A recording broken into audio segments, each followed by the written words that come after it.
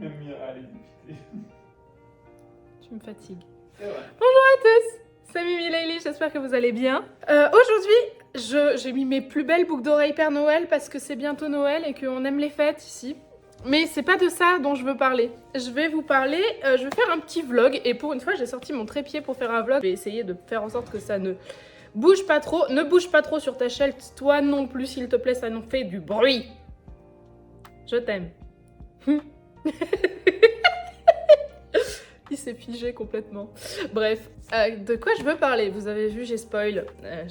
En plus, de toute façon, avec le titre de la vidéo, je pense que vous êtes spoil. On va parler de Force Wing.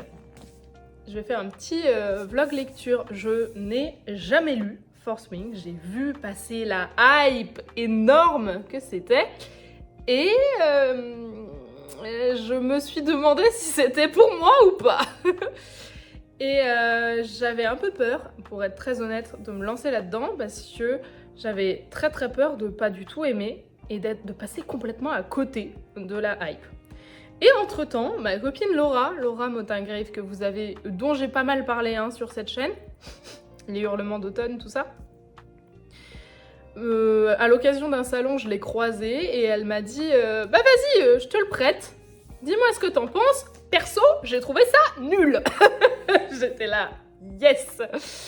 Et en fait, je suis très embêtée parce que j'ai envie de décevoir personne, ni de trouver ça nul, ni de trouver ça chouette, parce que j'ai pas envie d'être la personne qui trouve ça chouette auprès d'une copine qui trouve ça nul, et j'ai pas envie d'être l'influenceuse qui trouve ça nul, je suis pas influenceuse en vrai, mais la meuf qui trouve ça nul auprès d'une communauté qui trouve ça chouette. Vous comprenez un peu le délire? Voilà, donc j'étais un peu bloquée et j'ai pas trop osé le sortir et en fait je me suis dit vas-y, débarrasse-toi du bébé et teste, on va voir.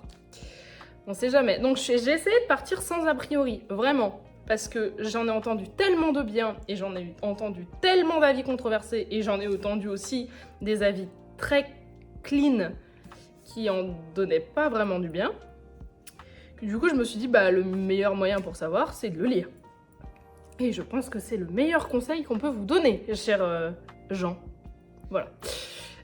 Donc, j'ai commencé à le lire hier soir. J'en suis pas très loin, vous voyez là, j'en suis à la page genre 60 sur 630. Donc, j'en suis au absolument tout début. Mais, j'ai déjà des choses à dire. Certains les ont vus sur mes stories, je pense que mes stories vont pas plaire des masses parce que pour l'instant on part pas sur un coup de cœur. Que dire? Alors déjà pour commencer, c'était ce que m'avait dit Laura, mais j'avais envie d'avoir mon propre avis. Elle m'avait dit qu'elle trouvait la prota absolument insupportable. Je me suis dit bon on va voir, mais je sais que moi je suis hyper sensible aux protas féminines qui ont tendance à se victimiser de ouf, ou alors le fameux tout le monde me regarde, mais je ne suis pas si belle que ça. Enfin, vous voyez un peu ce genre de vibe. Moi, c'est des trucs qui me rebutent très vite. Et en l'occurrence, là, pour l'instant, donc on est avec Violette Sorengale, c'est comme ça qu'elle s'appelle. Et donc, c'est la fille d'une générale. Bref, elle va aller dompter des dragons. J'ai pas tout bien compris encore de l'histoire. Et je suis probablement la seule personne sur cette chaîne à ne pas connaître le pitch. Donc, vous en avez pas besoin. Mais le problème, c'est qu'en fait, Violette, elle passe beaucoup de temps, au début déjà, surtout sur les 2-3 premières pages, à se plaindre de la condition dans laquelle elle est, de sa mère qui est une grande méchante, du fait qu'elle voulait être scribe et qu'on l'envoie faire la dragonnière, enfin bon bref. Et donc, j'ai commencé avec l'a priori un peu nul de « Ah mais si c'est pour être bloqué dans 630 pages avec une géniarde, merci mais non merci quoi ». Pour l'instant ça s'est un peu calmé. Mais vraiment, c'est la sensation que j'ai eue dans les 3 premières pages. Je me suis dit, oh non, vraiment, s'il te plaît, ne fais pas ça. Ça m'a fait un peu penser à Anastasia Steele dans 50 nuances de grève, vous voyez, dans l'idée, parce qu'il est là un peu en mode génial de oui, mais personne ne m'aime, et je suis vraiment pas belle, mais vraiment, franchement, je comprends pas pourquoi je mérite cette vie-là, blablabla. On est un peu là-dedans. Là, si on n'a pas compris à la page 60 qu'au départ, elle voulait être scribe, c'est que vraiment, on n'a pas lu, même pas en diagonale, hein, parce qu'elle le dit au moins genre 15 fois.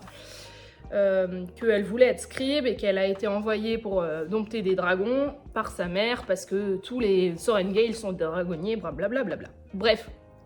Et ce que j'ai trouvé absolument insupportable, mais je trouve que c'est vraiment symptomatique des protas féminins, donc ça me saoule encore plus, c'est le moment au tout début où elle discute avec sa sœur et sa mère, où elle dit en narration « Je ne suis pas taillée pour ça, je n'y arriverai jamais ».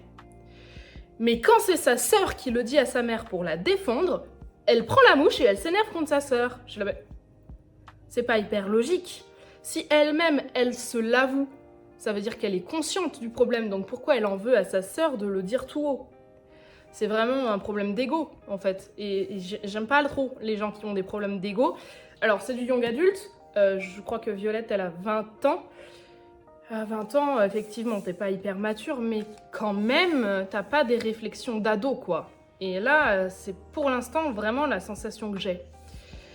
Deuxième truc qui m'embête, c'est au moment où on apprend l'arrivée de Xaden, donc pour ceux qui savent ou pas, c'est, si j'ai bien compris, un ennemi de la famille parce qu'il est responsable de la mort du grand frère de Violette. Et un ennemi de la patrie en général, je crois, parce que son père a trahi le pays, enfin un truc dans ce genre-là. J'ai pas trop compris encore, mais je crois que c'est un truc dans ce genre-là. Donc on comprend tout de suite que ça va être le love interest enemies to lovers. Et au moment où il apparaît, évidemment, on est sur une débâcle, une débauche de male gaze absolument insupportable. Mais il est si magnifique, mais on ne peut que se perdre dans ses yeux d'onyx. Je me demande... Peut-être que ceux qui ont lu la trilogie me confirmeront si Onyx Storm, le nom du 3e volet, donc ça vient de là. Et si j'arrive à le spotted aux 60 premières pages du tome 1 sur une trilogie, c'est pas ouf. Voilà, donc voilà. Ses yeux d'Onyx, il est beau, il est sculpté comme un dieu, waouh! Je fais non, s'il vous plaît, faites des personnages cohérents et pas... Les gens dans la vraie vie sont capables de tomber amoureux ou charmés, hein, même, par des gens qui ne sont pas des mannequins, hein. Ça arrive, voilà. Donc deuxième truc que j'ai trouvé un peu insupportable, mais on va voir où ça nous mène parce que pour l'instant c'était un petit passage. Et pour l'instant ce qui m'énerve le plus, c'est que j'ai beaucoup de mal avec l'infodumping. Je trouve que c'est pas du tout une manière cohérente de rentrer dans un univers et un peu tranquille, un peu... Enfin, vous voyez, il y a un truc pour ça qui fonctionne très bien, c'est les romans à ambiance, les romans qui instaurent une ambiance. Je pense à l'Assassin Royal de Robin Hobb, où là, il y a de l'infodumping quand ça sert le récit. Et là, franchement, là pour l'instant, ça sert pas le récit. Les deux moments où il y a eu de l'infodumping, c'est au tout début du bouquin pour t'expliquer la mise en place du truc, et après, quand elle risque de crever dans la première épreuve, elle raconte l'histoire du monde, parce qu'elle est scribe, hein, vous comprenez? Elle raconte l'histoire du monde à voix haute pour rester focus. Ça ne marche pas. Ça marche pas comme façon de décrire un monde dans une histoire de fantasy. Ça ne marche pas. Donc voilà, pour l'instant, je suis pas hyper emballée, hein, vous l'aurez compris. J'en ai pour 630 pages. Je vous donnerai mon avis au fur et à mesure en essayant d'être plus concise que pendant ces 10 premières minutes de vidéo. Mais bon... j'espère que ça va pas être si horrible et si difficile pour moi de le lire, parce que j'ai déjà du mal à lire en ce moment. Alors si c'est pour être bloqué pendant 3-4 semaines dans une pavasse de 630 pages que j'aime pas, ça va être compliqué. Et je rappelle que ce n'est pas parce que moi j'aime pas et ce n'est pas parce que moi j'y trouve des défauts que ça veut dire que c'est mauvais. Je n'aime pas, vous avez le droit d'aimer, et même tant mieux. Je rappelle aussi que quand on n'aime pas un bouquin, la première personne qui est lésée, c'est la personne qui ne l'aime pas. tant mieux si vous aimez Force Wing, tant mieux si vous avez suivi la hype, tant mieux si vous avez été embarqué dans la trilogie, mais vraiment tant mieux, parce que vous aurez passé un bon moment. J'espère que ça va être mon cas, je suis pour l'instant pas hyper sûre de ça.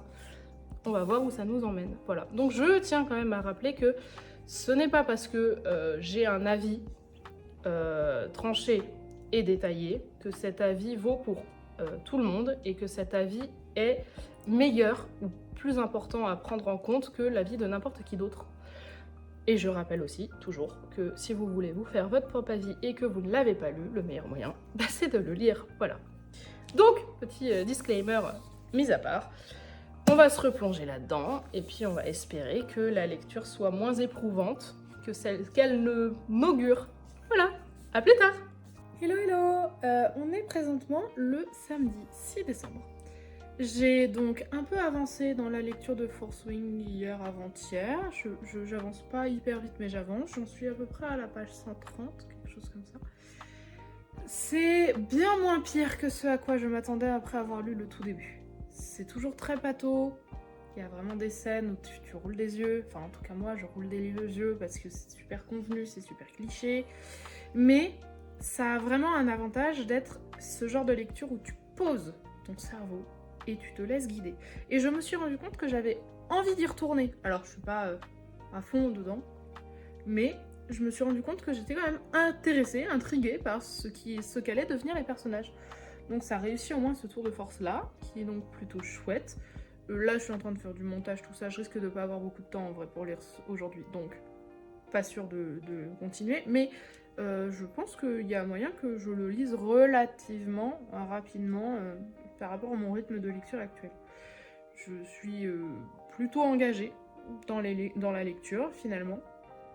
Mais il y a vraiment des passages compliqués, notamment les fameux trucs très convenus, genre pour faire avancer le récit, il faut la mettre en conflit avec machin et machine, et du coup pour ça il n'y a pas d'autre moyen que oh, coïncidence, au moment où je me déplace pour aller faire ça, je surprends une conversation secrète. C'est genre ce genre de schéma narratif qui vraiment me saoule parce que c'est hyper convenu, hyper... En fait, c'est pas très travaillé, quoi. C'est ça, c'est que c'est pas très travaillé. L'univers est pas très travaillé. Le pitch de départ est à peine bancal. Hein. Enfin, est à peine... ouais, il est bancal, en fait. Il tient à peine.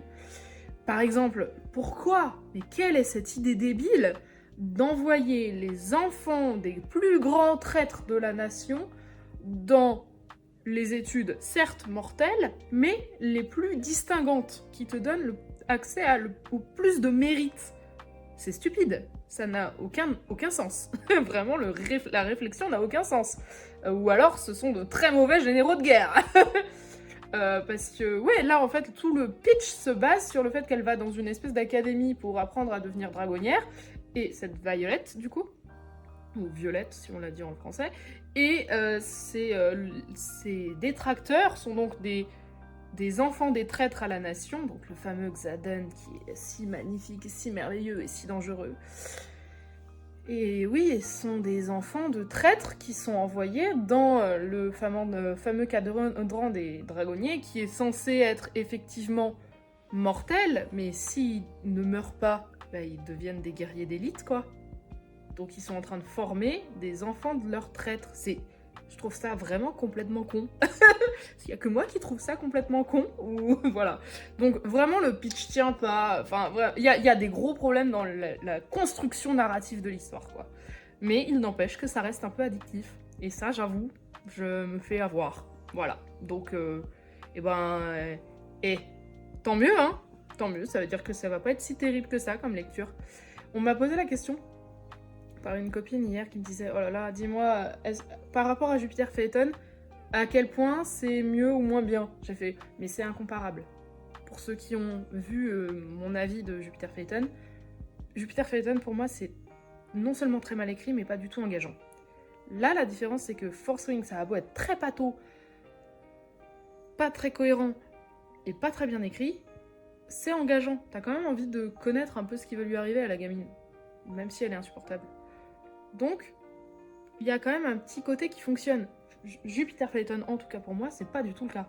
Donc voilà, c'est mon avis pour l'instant de Force Wing. Il est un peu mitigé, mais c'est pas une catastrophe quoi. J'en suis pas en mode vas-y, DNF, ça me casse les pieds. Voilà. A plus. Hello. Bon, je suis avec mon chat. Regardez, je me suis mise avec mon chat et le sapin de Noël qui clignote. J'avance pas mal dans la lecture de Force Wing, j'en suis à un peu plus de 200 pages, ça avance vraiment bien. Je me surprends à aimer certains passages. Je continue de trouver qu'il y a plein de trucs qui me font lever les yeux au ciel. Des situations qui me saoulent, des trucs où je me dis mais ça c'est pas logique, ça c'est stupide. Elle me casse les pieds, la protagoniste, la Violette, elle est vraiment bête. Hein. Enfin, je suis désolée mais... Elle réfléchit avec ses pieds, elle a plusieurs fois le moyen de se sauver la life. Et quand elle disait au départ que c'était vraiment son objectif de vie, d'être scribe, et puis il suffit de quelques mois pour qu'elle veuille plus le faire parce que sinon ça la blesse dans son ego. Évidemment sinon il n'y a plus d'histoire, mais juste la justification de « je suis pas allée jusque là pour rien ». Ça m'énerve. Et puis le pseudo-drame, genre oui tout le monde peut mourir, c'est triste, tout dans le cadran des machins. Mais en fait moi il me donne pas peur du tout, ça fait pas une angoisse pesante au-dessus de nous, c'est vraiment juste un peu ridicule. Parce que du coup il y a des dragons qui tuent des humains, et quand leur souffle de la flamme dessus, ils se décomposent en cendres. Mais vous voyez, j'ai vraiment cette vision de nanar un peu, genre le tas de cendres qui se forme à partir d'un être humain, vous voyez l'idée? Donc ça fait des images mentales qui font pas badass en fait, qui font un peu ridicule. Envolez-vous, mais tout beau!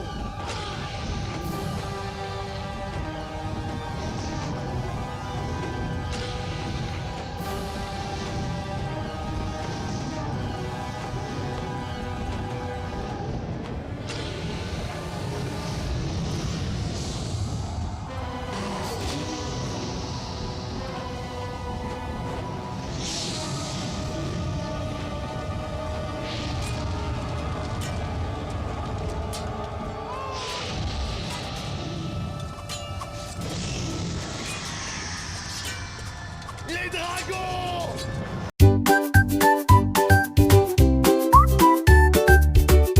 Mais, cela dit, l'histoire me prend. Je me suis même rendu compte tout à l'heure qu'à un moment important pour la vie de Violette, j'ai vraiment eu un petit sursaut d'euphorie parce que j'étais contente pour elle. Alors que la page d'avant, j'avais envie de l'encastrer dans un mur tellement elle me casse les pieds. Donc, écoutez, j'imagine que c'est pas si pire. Là, je suis à nouveau en train de lever les yeux au ciel parce que ça y est, elle se rend compte qu'en fait, elle est plus amoureuse de son ami d'enfance parce que quelqu'un d'autre a remplacé dans son cœur. Et c'est lourdeau, c'est pâteau, ça vient avec des gros sabots, c'est un peu chiant, tix quoi. Je suis un peu déstabilisée, je sais pas trop comment vous dire ça parce que je sens que je lis un truc pas ouf. Je suis quand même engagée dans la lecture, c'est quand même un peu prenant quoi. Je me demande s'il n'y a pas des gens qui ont ressenti ce truc-là avec Captive aussi. Mais je ne me risquerai pas à lire Captive, c'est mort. Voilà. Bon, c'est mon avis à peu près, je dirais, ouais, à peu près un tiers du bouquin. Voilà. À plus tard. Hello, vlog salle de classe. Je voulais vous parler un petit peu de Force Wing. Là, j'ai un peu de temps avant mon conseil de classe. J'ai quelques copies à corriger, mais je suis très largement dans les temps. Donc, je voulais parler un petit peu de Force Wing. Il y a quand même des trucs qui m'embêtent.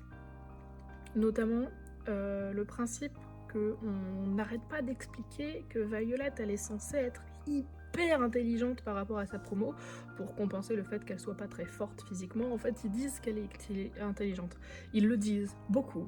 Ils le disent. Même son dragon lui dit t'es la plus intelligente. Sauf que très souvent, elle fait pas des liens évidents que nous-mêmes on a fait et qui se confirment dans le récit. Donc ça fait pas d'elle quelqu'un d'intelligent. Ça, en fait, c'est dit, c'est jamais montré. Elle a l'air plutôt même carrément stupide, des fois. Elle a même l'air pas réfléchie, de foncer tête baissée, Elle a vraiment comme si son ego était plus intéressant, plus important que la logique. C'est possible, hein, c'est une caractérisation de personnage tout à fait valable, mais dans ce cas-là, ça ne va pas dans le sens du fait qu'elle soit intelligente. Parce que les gens intelligents, en général, préfèrent les événements logiques à tout ce qui est très caractérisé par l'ego. C'est pas une vérité absolue. On peut être très intelligent et on peut être hyper empathique, c'est possible, hein, ça arrive, mais c'est pas du tout ce qu'on observe dans le livre en l'occurrence. Là, dans Violette, elle est décrite comme très intelligente, elle est pas hyper empathique, elle a pas beaucoup d'intelligence sociale et elle est hyper gouvernée par ses humeurs. Donc ça n'en fait pas un personnage intelligent, ou en tout cas ça n'en fait pas un personnage qui voit qu'il est intelligent et qui le sait et qui l'entend de la part de ses copains et des gens autour d'elle, quoi. Donc je trouve ça vraiment pas très malin. Ça me fait vraiment penser au coup dans Jupiter Phaeton où on disait « je suis pas curieuse de nature » et dans la même journée, la gamine, elle écoute 2 fois aux portes. En fait, ça fait vraiment la même intention que il faut que l'histoire se déroule, alors on va donner quelque chose qui fait bien pour le personnage principal, mais en fait, ça n'est pas logique par rapport à ce dont on a besoin pour l'histoire. Je trouve ça pas très malin, en fait, comme façon de faire. Pareil, l'écriture est hyper pataude. Y a beaucoup de phrases qui sont à peine du français, quoi. Et du coup, si la traduction est comme ça, j'imagine que l'original est un peu bancal aussi, sinon la traduction n'aurait pas été faite ainsi. Et je pense notamment à des phrases du genre « je roule mentalement des yeux au ciel ». Qui fait ça ? Même moi, je sais pas faire ça. Hein. Donc, ou alors, je projette une image mentale de moi qui roule des yeux au ciel. Ça n'a pas beaucoup de sens. Et c'est très souvent comme ça. Il y a beaucoup de phrases où tu te dis « quoi ? Qu'est-ce qu'elle veut dire là, en fait ?» C'est pas logique, c'est pas... Voilà. Donc, je maintiens hein, que je suis embarquée dans l'histoire et que je la trouve intéressante en fait, mais le personnage de Violette est insupportable. J'ai vraiment beaucoup de mal avec ce qui se décante là pour la romance avec Xaden. En fait, j'ai beaucoup de mal avec beaucoup du roman. Je suis intriguée par ce qui va se passer, mais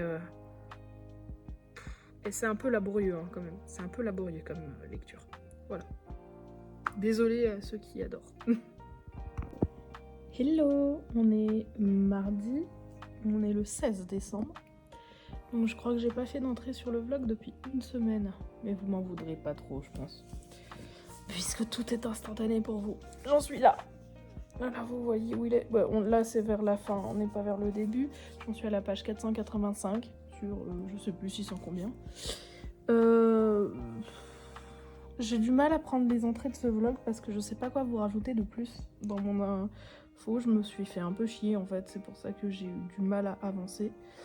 Ici, il y a un truc qui me dérange profondément, c'est au-dessus des numéros de chapitre, il y a un petit extrait qui est souvent un extrait d'un codex ou d'un truc du monde. Au départ, je pensais que c'était juste pour rajouter un peu plus d'info-dumping sur cet info-dumping de ce monde si vaste et si intéressant dont il faut connaître toutes les ficelles. Mais il n'y a pas que ça comme volonté, il y a aussi la volonté de spoiler le chapitre.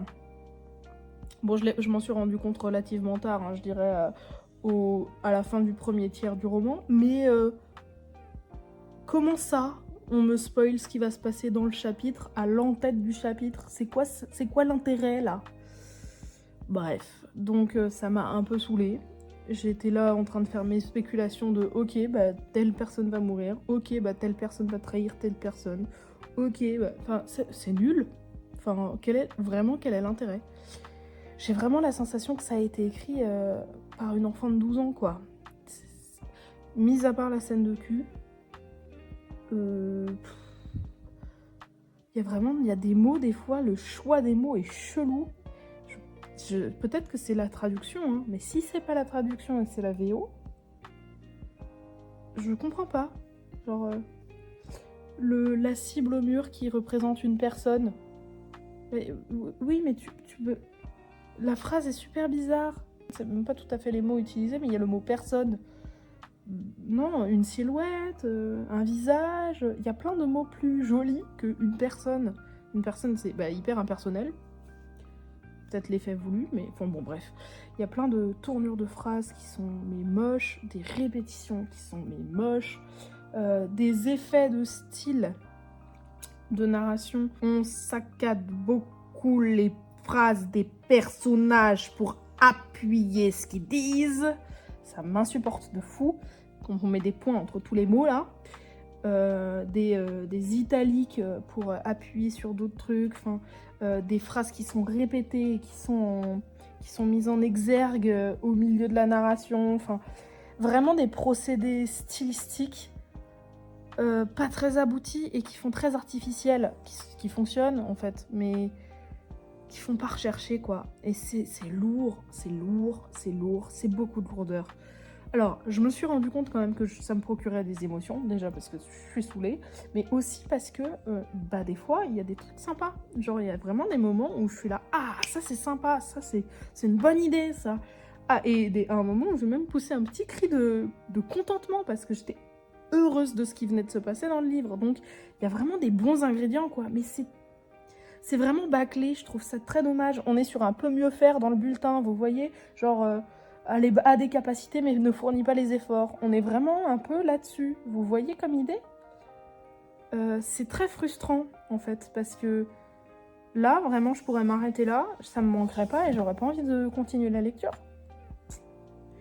Pire, après le baiser qui va amener à la scène de Smut, en fait j'ai posé le livre et j'ai sorti mon téléphone et j'ai commencé à regarder Instagram, genre à scroller quoi. Genre désintérêt total. Mais même pas consciemment, juste il s'est passé le baiser. J'ai posé mon livre et puis j'ai pris mon téléphone pour je ne sais même plus pour quelle raison. Et puis je me suis mise à scroller sans penser au fait que, en fait, il y a 2 secondes avant, j'étais en train de lire une scène qui était censée être une scène de tension, quoi. Au moins tension charnelle, quoi. Donc non, ça marche pas, quoi. Enfin, pas pour moi, en tout cas. Je comprends l'engouement parce qu'il y a vraiment... En fait, il y a vraiment des ingrédients qui sont bons. Mais la moutarde prend pas, ça monte pas, les blancs en neige ne montent pas, s'il me faut plein de métaphores culinaires. Ouais, je suis très dubitative face à ces lectures. C'est sûr et certain que je lirai pas la suite. Ça, pour moi, ça n'a vraiment aucun intérêt. Et il y a des... J'ai pas lu énormément de romantésie, mais les quelques romantésies que j'ai lues sont infiniment meilleures. Je pense notamment à Porcelaine sous les ruines de Ada Vivalda, qui est l'autre nom de Chris Wiglisewicz, qui était mais incroyable comparé à Force Wing. Donc voilà, je suis... On en est là, dans mon état d'esprit. Voilà, on en est là. Dommage. Peut-être je vous reprendrai pour une fin de vlog. Ah! Et puis Team Pyjama toujours. Mais j'ai oublié de rajouter un truc.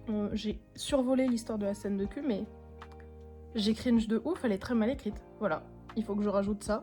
J'ai pas lu énormément de bouquins très érotiques dans ma vie, mais j'ai lu des bouquins qui pourtant étaient moins bien écrits et vraiment pas ouf, avec des meilleures scènes de smut.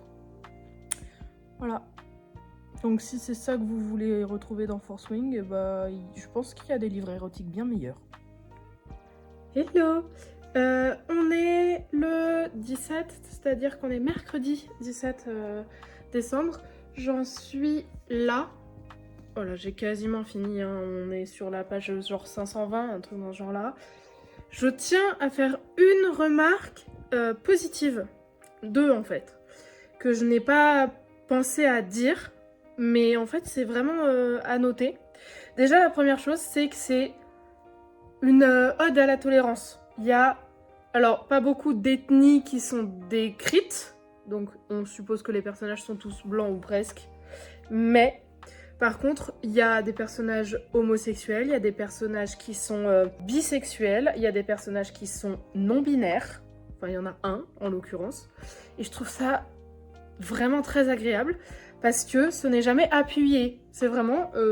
dit dans la narration, il y a un yel à la place d'un il ou un elle à un moment, et puis on ne s'arrête pas dessus. Et je trouve ça très positif, parce que comme ça a été un livre qui a énormément plu aux aux jeunes lecteurs, ou aux jeunes lectrices principalement, ça leur montre que c'est normal et que ça fait partie de la vie, et je trouve ça génial. Ça, je trouve ça très très bien. Et une deuxième chose que je voulais noter, parce que là, du coup, on est sur la fin du récit, donc la romance prend un peu plus de place par rapport au début. C'est très slow burn, hein. Je sais pas si vous le saviez, mais Fourth Wing, en tout cas le tome 1, je ne sais pas ce qu'il en est de la suite, il me semble que c'est très spicy la suite, mais le tome 1 est très slow burn. La première scène de Smut, elle arrive vraiment à la page genre 450, un truc dans ce genre-là, donc ça prend du temps. Mais par contre, c'est aussi très good vibes niveau consentement. Xaden a beau être un demi-dieu magnifique, machin, tout ça, il est aussi il a l'air en tout cas de ce que je vois, très à l'écoute de Violette, de ce qu'elle dit, ce qu'elle pense, de ses réactions, etc., etc. Ça a l'air d'être très green flag en tout cas dans la façon dont la romance est traitée. Il n'y a pas de violence dans la relation charnelle, si vous voulez, voilà. En tout cas, j'en ai pas vu pour l'instant. Quand je dis violence, je parle de trucs qui ne relèvent pas du consentement. Je parle pas de pratiques particulières. Même si pour l'instant, on n'est pas encore là-dedans. Je sais pas comment est la suite, mais voilà. Bref, donc je tenais quand même à souligner ces 2 points positifs. À part ça, j'ai quand même monté la quasi-totalité du vlog ce soir. Je sais pas si je reprendrai une dernière entrée pour faire un bilan, parce que le vlog est déjà pas mal long. On verra si c'est nécessaire. Si ce n'est pas nécessaire, et bien dans ce cas-là, je vous souhaiterais de très belles choses. Ciao! Coucou! Alors, je vous reprends avec mes cheveux tout beaux et tout refaits. Bon, même si il n'y a pas assez de lumière pour qu'on voit bien que c'est un arc-en-ciel comme d'habitude, mais c'est un arc-en-ciel comme d'habitude. J'ai fini Fourth Wing. Donc, qu'est-ce que j'ai à rajouter? Je pense que j'ai pas grand-chose à rajouter de plus. J'aime beaucoup la fin. C'est assez engageant. Bon, ça, je lirai pas la suite parce que si la suite est dans la même veine que le premier, vraiment, je vais juste m'infliger un truc, ça va pas me plaire et je vais me lasser. Et en plus, je sais qu'il est très spicy. Et c'est ça, j'en ai pas parlé. Dans les scènes spicy, comme elles sont mal décrites et le vocabulaire utilisé est chelou, genre, qui parle de sa fente? Pardon, mais non. Bref. Mais cela dit, la fin est vraiment engageante. Donc si... je suis pas étonnée que plusieurs aient eu envie de lire la suite tout de suite quand ils ont vu la fin du tome 1, parce que je la trouve effectivement très maligne. Par contre, le tout dernier chapitre, c'est un choix qui est assez cohérent dans la façon dont c'est fait. Le tout dernier chapitre est du point de vue de Xaden. Mais il y a un truc qui va pas avec ça. C'est pas le choix narratif, c'est le fait que Xaden parle exactement et réfléchit exactement de la même manière que Violette. Il n'y a pas de distinction entre les deux. Il fallait que ce soit Xaden pour des raisons dans le livre, mais ça ne marche pas. Si vous voulez, le principe quand on écrit à la première personne et quand on écrit un personnage avec un point de vue hyper interne, il faut que la voix soit reconnaissable. Enfin, il faut. C'est pas une injonction non plus, mais c'est quand même plus agréable. D'autant plus quand on a des lecteurs, comme moi par exemple, qui lisent beaucoup de romans avec plusieurs voix, donc les romans chorales. Parce qu'en fait, si tous les personnages parlent de la même manière, on n'a plus de façon de les distinguer et ils n'ont plus rien de particulier. Vous voyez ce que je veux dire? Donc je trouve ça très dommage que le chapitre sur le point de vue de Xaden, on ait vraiment exactement la même façon de réfléchir, de penser, tout ça que Violette, ce qui la rend encore plus incohérente dans sa narration parce qu'elle est censée être hyper intelligente. Et si elle n'a pas une façon naturellement plus intelligente de réfléchir que Xaden, bah c'est pas très cohérent, vous voyez? Et ça va un petit peu avec le fait que c'est pas hyper travaillé. Le style est pas travaillé, le livre est une commande de la maison d'édition et en plus, il y a eu tout un tas... Je vous enverrai si j'y pense le lien de cette... Je sais plus quelle est cette personne sur Booktube, mais qui a fait une investigation sur la façon dont Fourth Wing a été écrit. Et en fait, en plus d'être une commande, c'est surtout un livre qui a été écrit par une autrice qui n'est pas son autrice originale. Donc bon, moyen. Bref, je vais m'arrêter là parce que le vlog est déjà très très long. J'espère que ça vous aura plu, même si mon avis est un peu unpopular opinion. Je vous fais à tous et à toutes des bisous. Je vous souhaite d'excellentes lectures. Je vous souhaite tout le meilleur du monde et que quelqu'un vous tende la main. Et à une prochaine pour de nouvelles aventures. Avec un magnifique pull de Noël avec un T-Rex. Ciao!